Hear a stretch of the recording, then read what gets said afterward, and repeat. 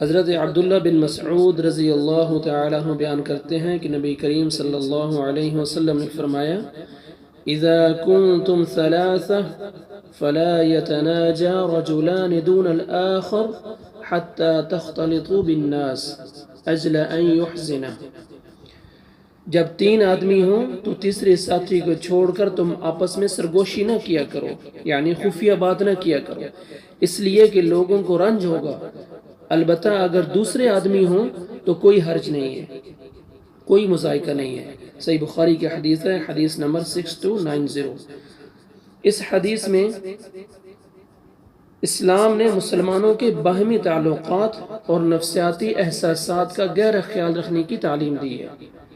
جب 3 لوگ بیٹھے ہوں تو 2 آپس میں خفیہ بات یا سرگوشی شروع نہ کریں،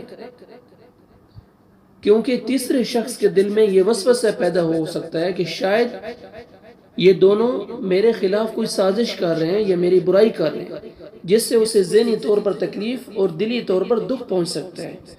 اس پریشانی سے بچنے کے لیے منع کیا گیا ہے. البتہ اگر وہ تینوں اٹھ کر لوگوں کے مجمع میں چلے جائیں یا وہاں مزید لوگ آ جائیں تو پھر 2 افراد الگ ہو کر بات کر سکتے ہیں، کیونکہ اس صورت میں تیسرے شخص کو تنہائی کا احساس نہیں رہتا. اس حدیث سے یہ معلوم ہوتا ہے کہ اگر 3 سے زیادہ لوگ مثلا 4 یا اس سے زیادہ ہوں تو پھر ان میں سے 2 لوگوں کا آپس میں خفیہ بات کرنا جائز ہے.